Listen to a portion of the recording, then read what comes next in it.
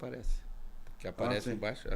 Não, podcast. No YouTube. YouTube, Depois que tá no. Que entra. Eu recebo notificação na TV Gramado e coisa que um dia eu curti, olhei, não sei que vídeo que eu olhei. Eles têm. Não, eu tava procurando o jogo do Gramadense. Tá. Pra ver quem é que estava transmitindo. Passou os jogos. Aí eu não sabia quem é que estava transmitindo. Eu comecei a procurar, né? Certo. Mas daí não foi a TV Gramado que passou, foi o... A Gramado TV, alguns jogos foi a Gramado Alguns TV. sim. Que era o jogo quando o Gramado estava disputando a... Foi? Foi, embora então. Vamos lá. Então, tudo certinho, tio Érico. Então, a luta, vamos lá. Boa noite a todos. Estamos iniciando mais um episódio de Histórias de Gramado. Patrocínio da RecPay e Golden Lagueto Multipropriedades. E hoje estamos recebendo aí o nosso grande amigo Érico Schneider, né, o homem que há anos e anos e anos aí tem tido uma atividade muito grande na área empresarial, na área social e, acima de tudo, tem muitos amigos aqui em Gramado, né? Semana passada ainda estivemos lá no famosa janta do BAC, né? 53 anos, né, Érico? 53 Isso anos. aí. Boa noite, primeiro. É um prazer te receber aí. Muito obrigado pelo convite. Realmente, hoje mesmo eu estava pensando quantos anos faz esse encontro. 50. Você sabe que eu sou o grande culpado disso? Não sabia? Não sabia. Hélio Correia e Érico O local Schneider. é o mesmo, ali a garagem do bar. Érico Schneider e Hélio Correia. Nós passando um dia de Kombi na frente, o BAC tinha uma lojinha. Sim. De artesanato. Isso. O Delmar Sete e o BAC. Roma Artesanato. Que era o nome. E uma churrasqueira na rua, de tonel, com 4 espetos de carne.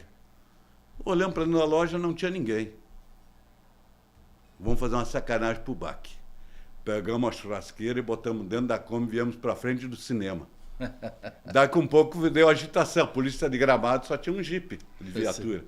Agitação. Por acaso foi vocês que roubaram a churrasqueira? Não sei o quê. Aí eu disse na época o Cabo Ivan disse para ele: vai lá, avisa o BAC que se ele quiser comer carne que venha para cá. E nós começamos a convidar um monte de gente.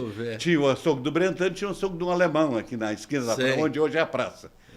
Aí o pessoal foi comprar carne, foram no Café Cacique comprar cerveja, foram na Brahma comprar cerveja.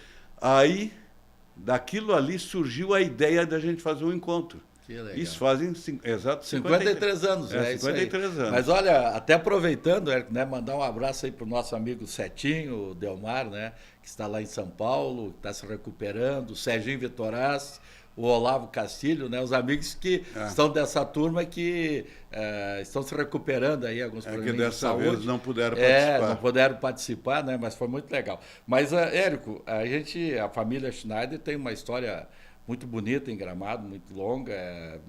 A gente, quando fala do Schneider, lembra da floresta, porque praticamente é ali que vocês se criaram e, enfim, o teu pai também veio então, de Padre Eterno, né? Alto Padre Eterno. Veio para cá. Então, e antes do programa, a gente estava conversando aqui, se tu contasse aí um pouco da história do teu pai, que é muito bacana, começando até pelo fato dele falar só alemão quando chegou, mas como é que foi a chegada, como é que ele se estabeleceu aqui em Gramado? Aqui a gente... Isso é o Arthur Schneider, só lembrando. Arthur. Isso aí, o seu Arthur, que em 1956, 57... O meu pai veio a Gramado, ele vinha seguido a Gramado e tinha uma loja em Gramado onde ele se abastecia para a marcenaria dele, com materiais. E que era do Arno Mikaelsen, que era aqui no centro de Gramado. Sim. Aí o seu Arno incentivou ele a Aliás, o seu Arno foi prefeito depois, sim, né? Foi prefeito depois. Aí ele incentivou meu pai a vir para a cidade. Mas o meu pai disse para ele: mas seu Arno, eu só falo alemão, eu não sei falar outra língua, eu venho comprar aqui da tua loja porque eu só falo alemão e tu fala alemão. Sei. Não, mas tu aprende. Virou, mexeu, ele acabou vindo para Gramado. Aí se estabeleceu na Vila Floresta, antigamente conhecido como Cantão. Cantão. E até a gente era discriminado. Grande Cantão, sei. E aí lá ele se estabeleceu, construiu uma residência e um armazém, um bar. Ele e o meu tio. Na verdade, sim, pelo que tu falou, a primeira residência era onde é que é o cemitério hoje, a capela? Não, era no outro lado, onde é a Pousada Brisa hoje. Ah, tá, um pouquinho antes. Um pouquinho antes, tá. Do lado da Pousada Brisa. Na Tristão, mas do outro lado. Tá. Aí ele construiu ali, com os mantimentos que ele trouxe da colônia, né? E ele continuou trabalhando como carpinteiro, junto com os amigos que ele tinha aqui, e até que o armazém começou a andar, porque ele dificuldade em se expressar. Mas na época tinha os vendedores, os caixeiros viajantes que chamavam, que vendiam para ele os produtos, ele começou a falar, aos poucos ele começou a falar português. E aí ele começou com aquele armazém. Aí, 4 anos depois, os 2 irmãos brigaram, que era o armazém 2 irmãos, Schneider, era, Schneider, o nome era armazém 2 irmãos, irmãos Schneider, Albano e Arthur. Certo. E aí se separaram, meu tio abriu em outro local e meu pai continuou no mesmo local, que a casa era dele. Aí, como ele queria expandir, ele comprou um terreno do outro lado da rua, onde até hoje, desde 1963, o prédio existe até hoje, onde hoje funciona o mercado Stal. Então, isso são 59 anos. 59 anos, no mesmo local. Que legal. Quer dizer, ele, então... E ali, assim, curiosidade, tá? Claro, aquele tempo o armazém vendia de tudo, né? E os clientes, quem eram os clientes? Porque tem a história também da língua. A história até dos clientes é até engraçada e tem uma certa lógica. Na época tínhamos, que eu lembro assim, 3 armazéns de italianos em Gramado e 2 de alemães. Então, quando tinha o Bezzi, o Parmegiani, da Lemole. E o da Lemole de italianos. E o Chameleff, na frente do colégio, e o meu pai, que eram alemães. Então, os colonos, quando vinham para a cidade comprar, eles iam... Os alemães iam no Chameleff ou no seu Schneider, né? Sim. E os italianos iam no Parmegiani, no Bezzi ou nos Alemole. Então, era assim que funcionava. Eu lembro que ele tinha na frente do armazém dele um amarra-burro, um amarra-cavalo. Ele botava um coxo, o colono vinha do interior a cavalo, ou de carreta, até vinha alguns, para fazer as compras. Eu lembro que vinha gente da Serra Grande, da Linha Nova, alemã. Nós já recebíamos só cliente alemão. Sim, sim. Então... Não, mas até tinha lógica, porque tu sabe, Érico, que, só fazer uma parte, eu comecei a trabalhar no cartório, com o seu Hugo Dário 71, e praticamente, eu não vou dizer que foi a primeira coisa, mas se não foi a primeira, foi uma das primeiras, ele me ensinou a atender alemão e italiano, porque o alemão tinha aquelas de fraco, de forte, coisa assim, né? E também porque a Gramado era essencialmente agrícola. Sim. E tinha a colônia alemã, por exemplo, o lado da Marconda, Serra Grande, Tapera, né? Sim. E os italianos mais para o lado Linha Nova, Linha Bonita, Furna. Era mais ou menos essa divisão, né? Isso, desculpa fazer uma parte aí. Não, mas é isso aí mesmo. Continua a história, tá bonito. E aí, o pessoal fazia isso aí, né? Então, vinham lá e faziam as suas compras, iam embora. E eu tenho uma coisa até... Como a gente, quando veio para Gramado, ninguém sabia falar português. Nem meu pai, Vocês nem também, os filhos? Os filhos, ninguém... Quantos filhos? Na época, nós éramos... Tu é mais velho? Eu sou mais velho.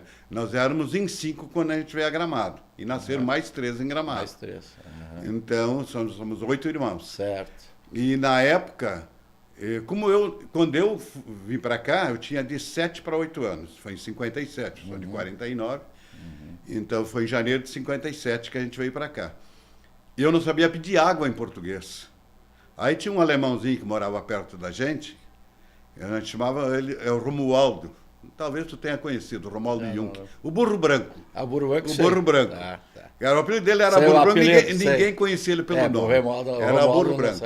Ele, aos poucos, foi me ensinando, e me explicando como é que era. E eu daí entrei no colégio em março, né? No colégio Santa Terezinha, que era das irmãs. Certo. Aí, aqui onde é o Cenecista onde hoje. O Cenecista hoje. Onde hoje, depois, virou estadual também. Sim. Então, eu fui estudar ali, e daí, dificuldade. Eu já tinha feito o primeiro ano na colônia, mas tudo em alemão, professor alemão, tudo alemão. Aí, o que eu faço agora?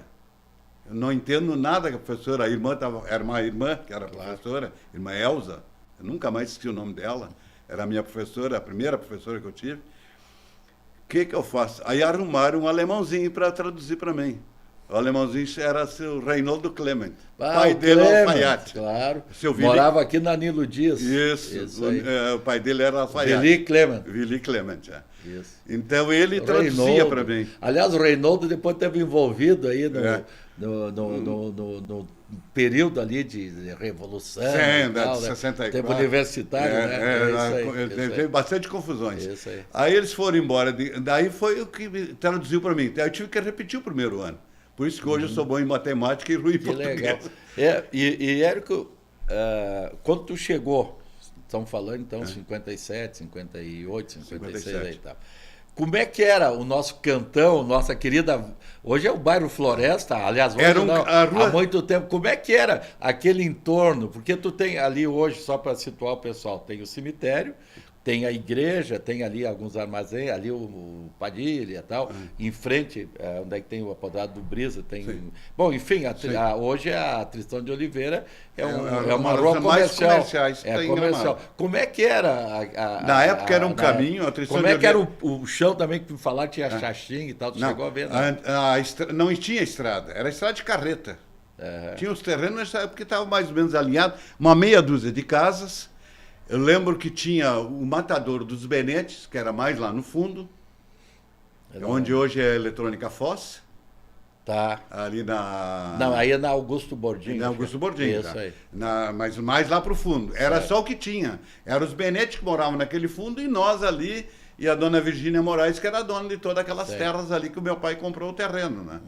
Então era meia dúzia de casas. A dona Virgínia, ela era herdeira do Tristão de Oliveira. Sim. Qual é que era? Como é que ela era a mãe do João Padeiro, João Sim, Moraes. Mas eu digo a ela relação... era da família do Tristão de Oliveira. Tá, isso da família Tristão de Oliveira. Isso aí. Acho que o pai dela, não sei se não era pai dela. Era Virgínia de Oliveira Moraes. Então ela era Oliveira, Moraes era o marido. Certo. O marido que dela. era o pai do Joãozinho. Pai do Joãozinho. Isso aí. Então aquilo era um caminho, não tinha rua. Eu lembro que tinha, onde hoje é o cemitério, ali, na época tinha o cemitério, tinha uma parte úmida ali que era banhado, era tudo xaxim para os carros não atolar. Carro era muito o que pouco. Me falavam, né? Que tinha carro tinha muito pouco, mas era carreta, charrete. Quando aparecia um carro, meu Deus, a gurizada saia tudo para a rua para ver. Tu lembra quando surgiu a Escola Ramos Pacheco? Porque ela é bem antiga. Ela mas surgiu lá pelos anos... Deixe-me ver. Lá pelos anos 57 que a gente veio para cá, 64, 65 talvez. Por aí, né?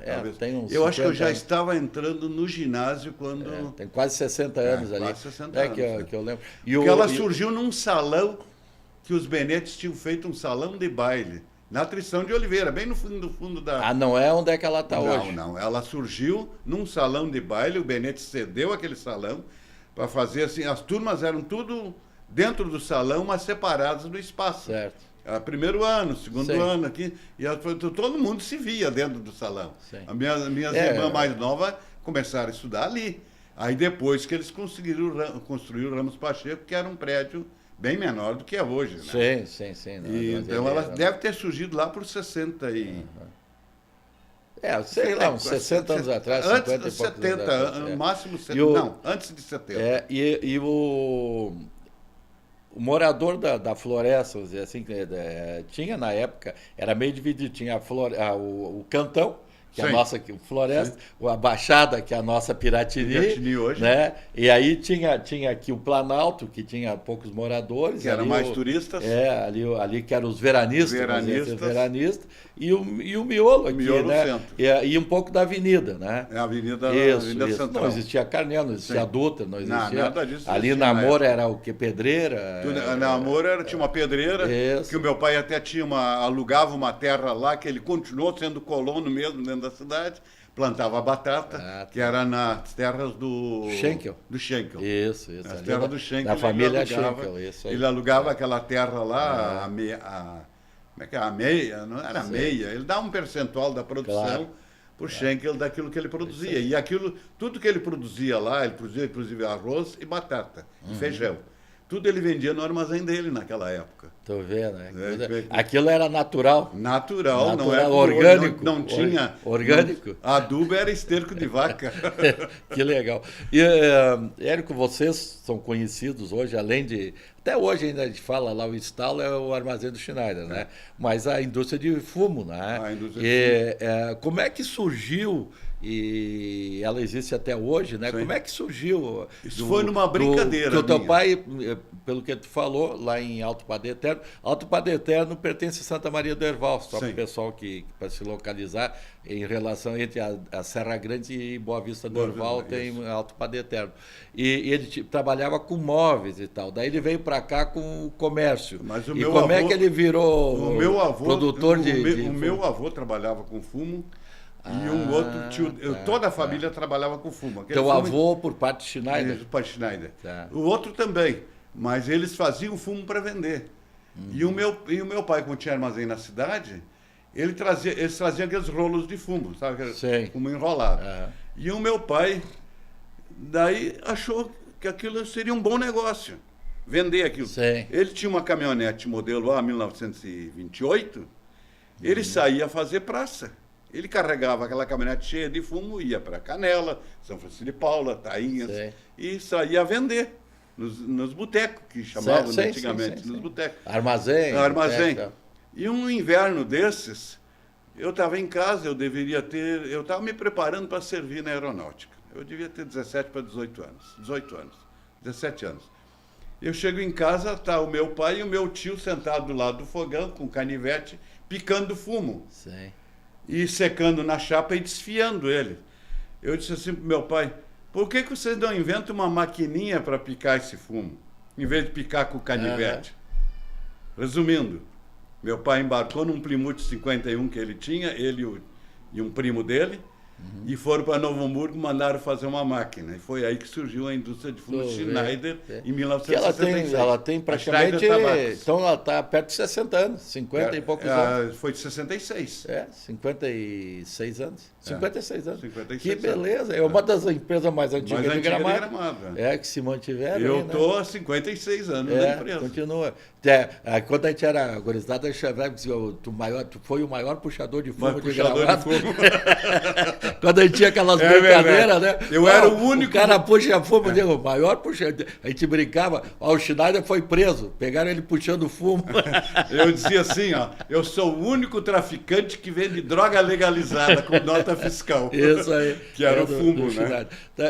E Érico, lembranças assim, a gente teve uma convivência, assim, não tanto do dia a dia, mas em eventuais encontros, e tu foi uma das pessoas assim, que sempre teve com essa turma que nós falamos lá no início e tal, e por muito tempo tu era o transportador oficial das baladas. Que na época não era balada, né? Era os bailes, né? E eu lembro, assim, depois até pedi se tu tiver alguma lembrança legal, mas eu lembro que, entre outras aventuras, a gente ia para São Chico, muitas vezes, sem asfalto, com chuva, de Kombi, frio. Com chuva, conta algumas aventuras. Né? Tinha que correntar os pneus para passar na estrada para não atolar. Conta alguma aventura que aconteceu com a turma aí. Deve ter muita história para contar. Isso aí de São Chico, aí foi... A gente, quando chovia, não podia entrar na estrada sem botar corrente na estrada. A juventude hoje não sabe nem o que é isso. É isso aí. Roda encorrentada. Eu lembro, a gente quase morria de frio, aquele barro todo lá. E às vezes, quando caía na valeta, que tinha todo mundo que desembarcar para empurrar. Aí chegava todo mundo embarrado em casa, todo sujo. Né? Mas era divertido, né? Era divertido e alegre. E tu chegou a transportar nossas bandas da época? Tinha os conjuntos, né? Deve ter história bacana. História da banda. Vamos lá. Qual delas? Essa que era do Beno Raber. O Batuca. Que é o Kiko. O Kiko, o Beno Raber, o Pelé. Um Márcio Folk. O Márcio Folk e quem mais? Eu era o Ratinho, não. E o... Lá da avenida, o... Não. Ai, como é o nome dele? O Rems. Rems. Eu não lembro agora. Ele tinha um apelido.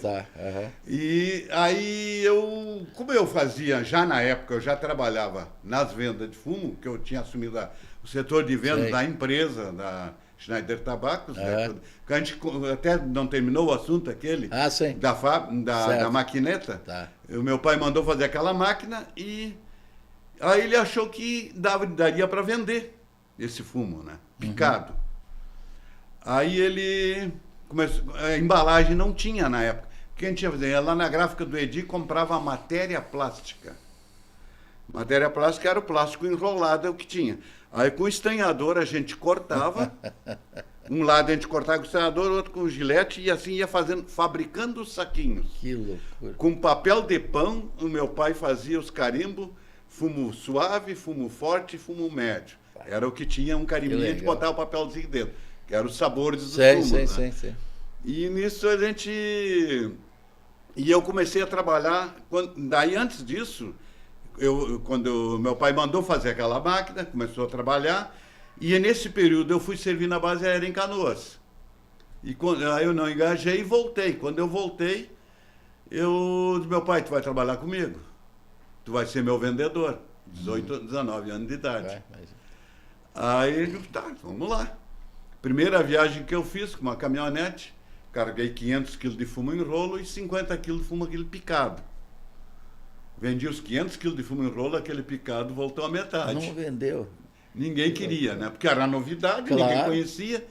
Resumindo, hoje, se eu carregar 500 quilos de fumo picado, lógico, eu já parei, né? Mas se eu carregasse hoje 500 quilos de fumo picado e 5 quilos de fumo em corda, eu venderia os 500 picados e não fuma, de rolo, ninguém mais fuma. Aliás, só para registrar que tu comentou antes, mas na verdade a empresa continua. Continua. Tu alugou, arrendou. Sim, eu arrendei ela agora e estou. Sim. Mas sabe que eu lembro até hoje, tu deve... Bom, tu imagina, tu ia ali para lá de Cambará, Sanchico. Primeiro que era a palha, né? A palha, e o pessoal usava, se não me engano, a palavra era brítula. Era aquele canivete, tá certo, né? Isso aí, normalmente ficava picando. Para picar o fumo. Isso. Descascava o fumo, era para uma foice. E aquilo era o passatempo também, Né? Os caras tomavam uma cachaçinha na bodega, até hoje, picando fumo. Picando fumo, sovando ele, enrolando na palha. Eu me lembro do pessoal aqui da colônia. Aqui, mas falando depois, então, voltando ao assunto das bandas... Agora vamos para a Kombi. Aí, né? Aí da Kombi. Aí, como eu fazia essas praças, eu atendia São Francisco, Cambará, Jaqueira, As Ausentes, Bom Jesus, toda aquela região, Vacaria. E eu virei meio empresário deles, da banda deles. Mas não tocavam porcaria nenhuma. Enganavam, né? Não tocavam nada. Muito bom. Aí eu lembro que eu comecei a empresariar eles, aí como eu me dava com o pessoal dos colégios, era guri na época, eu frequentava os pátios de colégio, das folgas do atendimento, ia lá fazer folia. E aquele tempo tinha muita reunião dançante, muita coisa. Reunião dançante. Aí o Bandoca, falecido Bandoca, que foi prefeito de São Francisco de Paula, ele era presidente de um grêmio estudantil lá em São Chico, no colégio. E eles iam fazer um baile dos estudantes. Aí eu ofereci a banda, o Batuca, para eles. E o baile era no CTG, Querência, se não me engano. É Querência. O baile era lá. E eu levei eles com a banda, com a Kombi que eu tinha, que era a minha Kombi de transporte, de entrega de mercadoria. E eu levei eles para tocar, só que eles tocavam só 8 músicas. Tá brincando. Não me lembro disso. Eles só sabiam tocar 8 músicas, começou a repetir. Mas vão te xingar aí depois que tu tá entregando eles. Aí a coisa começou a ferver, e o pessoal, esses caras não tocam nada, nós não vamos pagar eles, não tocam nada. O Bandoca chegou para mim assim, do Schneidinha, deixa os instrumentos aqui, deixa que eu cuido dos instrumentos, e tu pega a tua turma e pica a mula que vocês vão... O couro vai comer aqui. Foi 2 horas da madrugada, nós saímos fugidos. E o pessoal tudo atrás de nós conseguimos fugir estrada fora. Meu Deus. Eu só fui buscar os documentos na semana, os instrumentos na semana. E o dinheiro nada. Isso é das histórias da vida, né? Mas é e outra coisa que a gente fazia bastante com essa minha Kombi era... Parava ali no dia, ali sábado da noite, a gurizada queria ir para o baile. Onde é que vão para o baile? Linha Nova, Serra Grande, Dois Irmãos. Tinha aqui pro lado de Nova Petrópolis. Eu encostava a Kombi ali, quem quer ir? É tanto por pessoa. Eu fazia o transporte. Vale transporte aí. Aí fazia o transporte, chegava lá no baile, Olha, eu trouxe uma turma aqui. Não pagava ingresso e ainda ganhava janta. Isso é coisas da... Isso hoje não acontece mais. Não. Hoje até porque naquela época, né? Se for pensar, não tinha tanto baile, tanta festa. Então, hoje tu quer de segunda a segunda tem festa, né? Então, e outra, a maioria tem carro. Enfim, naquela época ninguém tinha carro. Não, aquilo ali é... Tanto que a gente brinca, mas tu era o nosso transportador oficial, até futebol, muitas vezes, coisas assim. Chegou a participar do Beco? Eu fui o dono do Beco, eu fui patrocinador do Beco. Conta a história do Beco, é importante o pessoal do futebol, porque tem seguramente uma faixa de idade que lembra com muito carinho do Beco. Depois nós vamos falar do Teleco aí. Mas vamos primeiro do Beco. Como é que surgiu o Beco? O Beco surgiu assim. Quem eram algumas figuras do Beco? O Beco surgiu assim, ali na rua, eu acho que é Teobaldo Fleck, ali, do Schmidt ali. Sim, Teobaldo Fleck. Teobaldo Fleck, né? Nós estávamos ali... Zé Barbeiro hoje. Zé Barbeiro. Nós estávamos ali, uma turminha ali, aí tinha uma turma que queria, ali da Vila Prince, sim. Eles tinham um time de futebol ali. Eles queriam armar um adversário para jogar. A gente juntou uma turma do colégio, ali, reunido ali, o Cirilo Capes, o Celso Schmidt, o Gilberto Schmidt, o Celcinho Silveira, o Nésio. Ninguém jogava nada. Ninguém jogava nada. Vamos fazer um time, vamos lá jogar com eles. E aí a gente foi lá, jogou com eles, ganhamos deles, sempre sair corrido, porque ia apanhar eles, porque eles não gostavam de perder, né? E aí a gente daí vira e mexe, vamos fazer um time, vamos. Aí lá na oficina do Schmidt, do São Valdomiro Schmidt, ali a gurizada tudo reunida ali. Fazer um time de futebol? Vamos. Mas que nome nós vamos dar? Ninguém. Surgiu Botafogo, surgiu São Paulo, jogou, surgiu Corinthians, surgiu Independente, surgiu um monte de nome. Aí um pivetezinho de uns 5, 6 anos, o nome desse time tem que ser time do Beco. Vocês são tudo aqui do Beco? Que legal. E foi onde surgiu o nome Beco. Foi onde surgiu o nome. Aí que eu disse que eu era o patrocinador, eu era um dos fundadores do grupo. E como eu tinha carro, eu tinha 2 Kombi, que trabalhava, em fim de semana eu transportava o pessoal. Depois entrou toda aquela turma ali da Floresta, entrou tudo. Aí a gente acabou fazendo... O Antônio, o Marino, aquela turma. A gente acabou fazendo um time, tinha time bom, pois né? Sim, o Beco... Eu lembro que um ano a gente foi fazer um jogo treino com o Serrano de Canela, ia disputar a final do estadual de amadores. O jogo só terminou às 2 horas da manhã, enquanto eles não empatavam o jogo com nós, não terminou o jogo. Não terminou o jogo enquanto eles não empataram com nós. E foi assim, são histórias que aconteceram, né? Bacana. Então eu transportava o pessoal. Que legal. Eu enfiei muito dinheiro naquele. Tu sabe, Eric, que quando eu lembrei do Beco, por que eu falo do Beco contigo? Porque exatamente, além dessa tua ligação, a gente tinha eles como no bairro Floresta. Bairro Floresta. Mas ali eu me lembrei do Teleco, e vamos falar do Teleco, que também o pessoal está acompanhando. Quem não passou pelo Teleco, né? E o Teleco eram aqueles circos que, vamos dizer, Mambembe, vamos dizer assim, que veio na época, e ele ficava ali, mas onde é que é o dia hoje? Hoje é o mercado onde é que é o mercado dia? E entre outros, eles inventavam de um dia para o outro peça e tal. E um dia ele foi apresentar Teleco, o craque do Beco. Craque do Beco, lembro disso. Lembra disso? Ele me pediu fardamento e tudo para fazer o jogo. Então, mas é interessante se tu lembrar, comentar, porque como esse circo era importante há uns anos atrás, que eles ficavam aqui na esquina do Gramadense, aqui, ficava aqui. Teve o Chimbica, que se instalou aqui mais no centro, mas o Teleco ficou muito tempo vindo para cá. Como é que era a relação deles? Porque eles se tornaram amigos de todo mundo aqui. Como é que funcionava o dia a dia? Porque tu era vizinho deles. Eles praticamente se tornaram cidadãos de Gramadense. Isso aí. Porque eles estavam mais tempo aqui em Gramado, porque Gramado tinha não tinha cinema. Sim. Então o pessoal não tinha diversão. Então tinha esse teatro, acho que era 3 ou 4 vezes por semana. Uma coisa assim. E tinha até umas coisas bem amadoras. Tinha a música, tinha lá o trapezista. De vez em quando traziam uns artistas de fora, sim. Aí o show era diferente. Claro. Então eles formaram, fizeram assim, formar raiz aqui. Sim, Até sim. tem o filho do Teleco que de vez em quando ainda vem a Gramado. É mesmo? Vem lá e ele um dia se surpreendeu, meu pai já tinha falecido, né?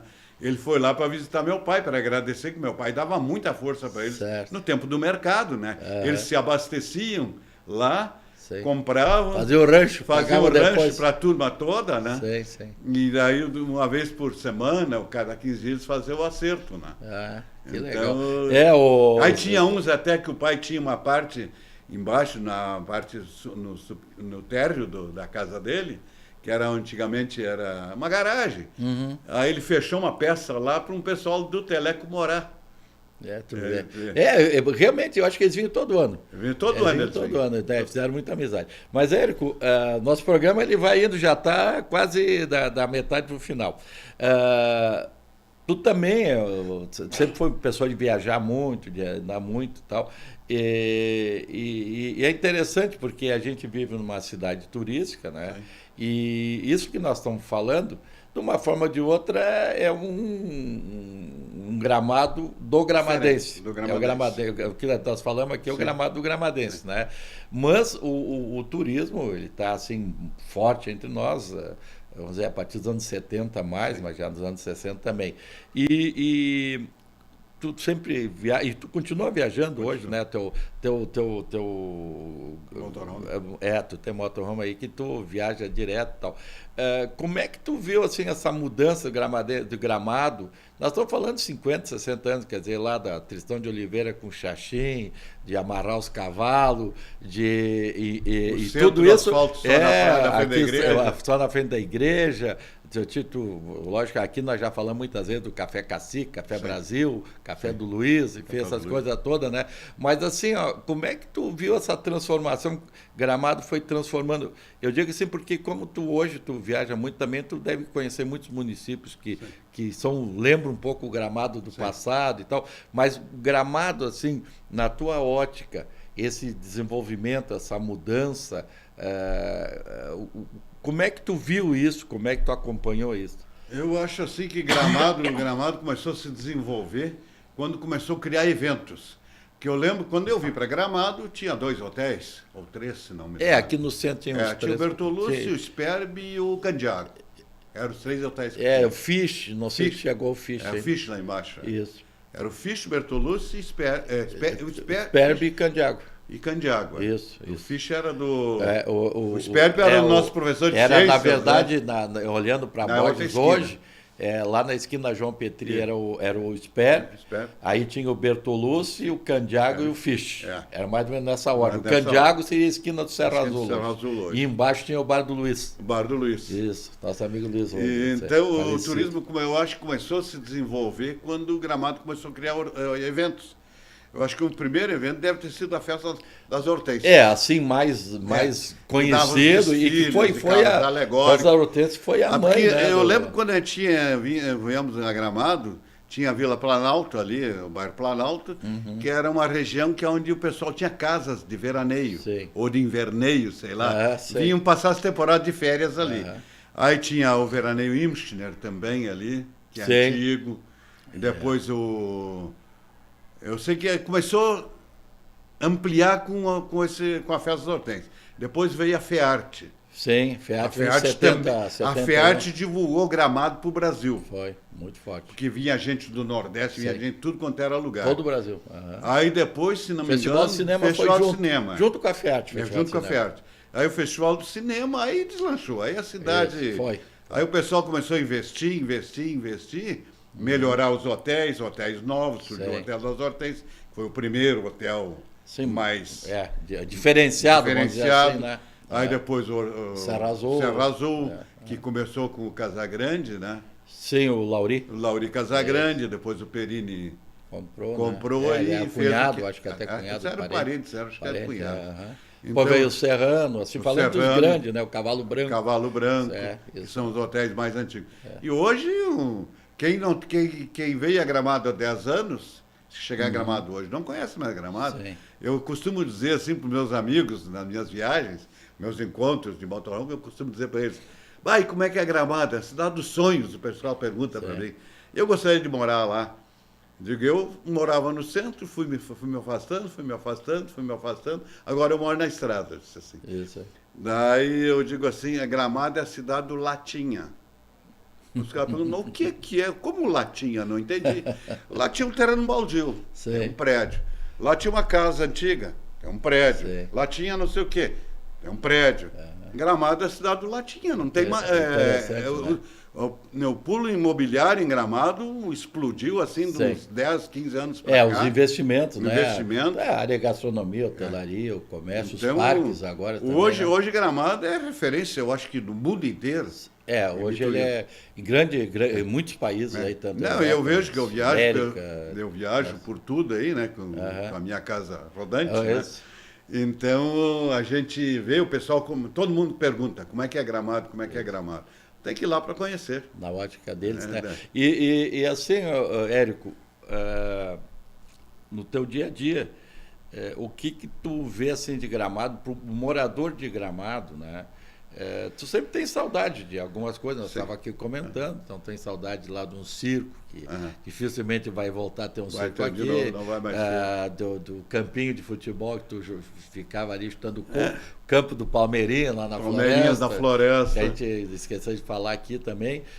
Então, assim, o que tu gostaria que não tivesse acabado em Gramado ou que voltasse a ter em Gramado? Voltasse a ser de poder deixar as portas abertas, sem chave, terreno sem cerca. Isso aí era o... Na minha época de infância, de adolescência, era assim. Hoje já não tem mais, hoje não tem mais isso. Aquela coisa bucólica que a gente tinha, aquela vida... Mais romântica. Romântica. Assim, né? Eu lembro que o meu pai foi um dos primeiros a comprar uma televisão em Gramado. Certo. Na Vila Floresta. Tinha aqui no centro, o pessoal do centro até tinha. Mas na Vila lá, Floresta, era o primeiro. Isso na hora da novela, das 6 horas da tarde, enchia a casa, era com bolo, com televizinho, que eles chamavam. Televizinho, chegava, então, da janela, outro da porta. Era um kerp em volta da casa, em volta da televisão. Quer dizer, isso não existe mais hoje. Não. Apesar que Gramado... A gente jogava futebol no meio da rua. Isso aí. Hoje não tem mais como fazer. Na verdade, as crianças da gente hoje não Gramado, tem como fazer isso. Nos padrões atuais de segurança, está bem. Está bem. De segurança, mas tu tem que ter esse cuidado, não tem dúvida. E também, claro, a gente já observa aquela coisa de tu passar na rua, tu via ali, tu sabia que ele era filho do fulano, neto Beltrano. Isso a gente sente falta também, né? Isso eu sinto falta. A gente sente que a gente conhecia todo mundo por nome. Tu ia ali na loja do Tizote falar com a dona Frida, com o Oswaldo, a dona Iraci de Fres, o Baiano, o seu Optis, o Biriba, o seu Hugo Chambres, o seu Arnildo, que nós falamos antes, né? O Dalemole, o Arno. Isso ainda tem, mas muito pouco, né? É isso mais ou menos que essa nostalgia eu tenho essa lembrança, assim, que eu gostaria... Mas para ter isso vai ter que ir para uma cidadezinha bem pequenininha. A gente... O turismo nos trouxe um progresso, deu emprego, renda para todo mundo.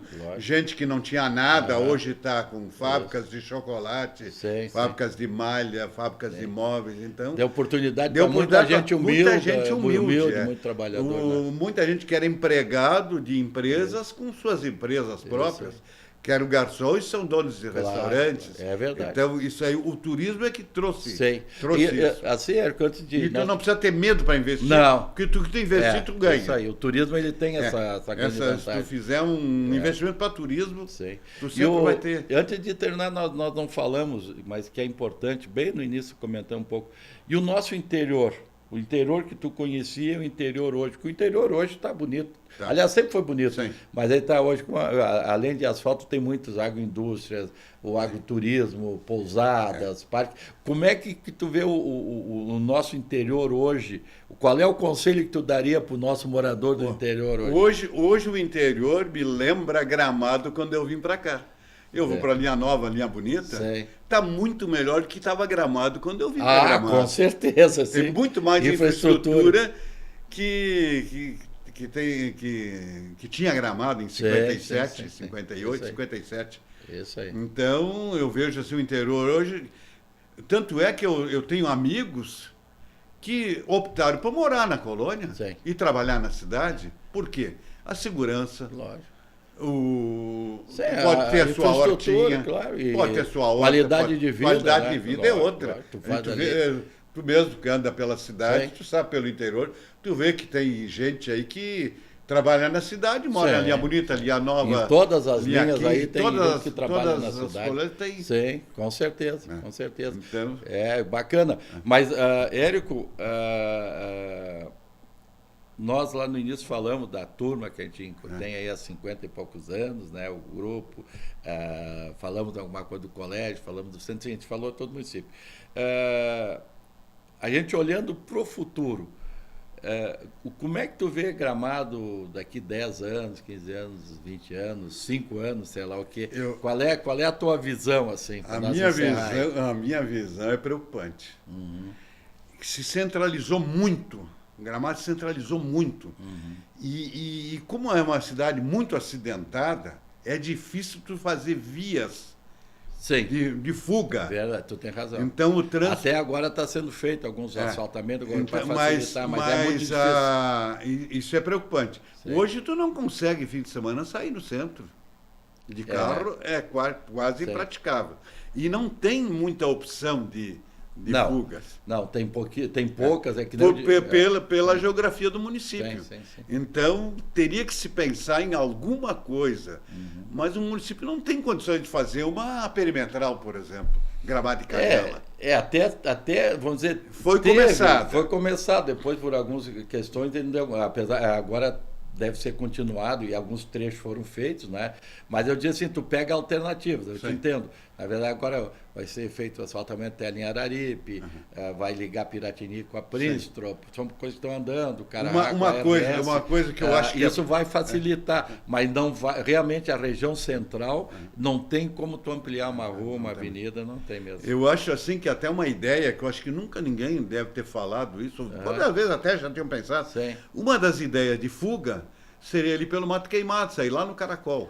Tem um trechinho pequeno, deve ser... Não, mas nós estamos asfaltando. Estão asfaltando? Nós que eu digo, aquilo está misturando a prefeitura. Na verdade, já está em obra. Fazendo aquela fuga Caracol, ali e sinalizar. Sim. Que aí o pessoal, em vez de ir Gramado da Canela, pegar a Avenida das Hortênsias, sai por ali. Isso aí. Aí depois, por lá em Canela, pode sair por dentro dos bairros. Não precisa pegar a Avenida das Hortênsias, que está sempre... Chega fim de semana, não tem. Ali já está em obra, como também o asfaltamento do bairro Piratini até a linha Araripe, que pela linha Ávila Baixa, também vai facilitar a fuga, como a RS 115, que vai ligar aqui com o Quilombo, Carará agora vai ser feito no início do ano que vem.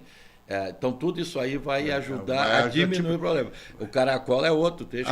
Eu não sei, eu nunca mais fui, mas eles estavam fazendo ali de Três Coroas, Sander para Canela, saindo de Santa Terezinha. Sim, tem uma estrada, não está concluído, mas também tem. Ali também seria uma boa. E também, para o ano que vem, fuga.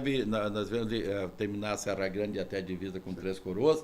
Três Coroas de Igrejinha está fazendo a ligação. Uma boa fuga. Então, tudo isso. É que a gente tem que fazer uma fuga do centro. Isso. Que o centro tem pouca opção de fuga. Essa ligação da Príncipe e Piratini vai ajudar muito. A Príncipe Piratini? Nós vamos ligar ali. Eu achei que ia sair aqui pela da casca do Nelson de Nibia. Isso, mas isso é Nelson de Nibia sai lá na linha ali Ávila. nos Andrés, Cascais Nascidos, e vai ligar com a Príncipe também.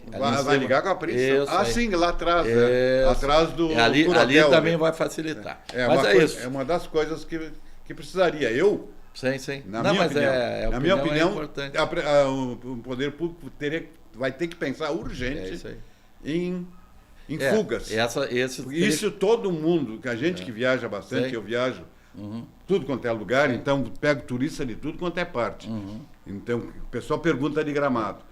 Então eles dizem, Gramado é lindo, maravilhoso, mas não dá para andar no centro. Mas o que todo mundo comenta. Todos esses trechos já estão acontecendo e vão acontecer. Então isso eu já posso dizer para os meus amigos estradeiros. Eles podem chegar aí, do ano que vem vai ter. Meus amigos montorneiros. Isso aí. Tio Érico, passou rápido aí o nosso bate-papo, muito rápido. Não falei nada, mas não falamos nada ainda, né? Não falamos bobagem. Mas eu queria, assim, para finalizar o programa de hoje, né? Então, agradecer aos patrocinadores, né? A RECP e a Golden Lagueto Multipropriedades, e desejar a todos um grande, feliz Natal, a todos, com a família, com os amigos, que todos tenham um excelente Natal, né? A semana que vem ainda vamos falar antes do novo ano. Então, deixar um grande abraço a todos, dizer que é um prazer falar com vocês. E, Érico, deixar aí também tu te despedir dos nossos amigos que estão nos acompanhando aí. Bom, eu para me despedir, eu espero que alguém tenha coragem de assistir essa live, né? E vamos nos cornetear depois. Vamos nos cornetear né? bastante, mas eu quero desejar um feliz 2023 para todos e bastante saúde, que é o que interessa para a gente. O resto a gente corre atrás. Maravilha. Uma boa noite a todos. Boa noite. Isso aí. Aí, cara, eu sempre digo, a gente vem aqui, todo mundo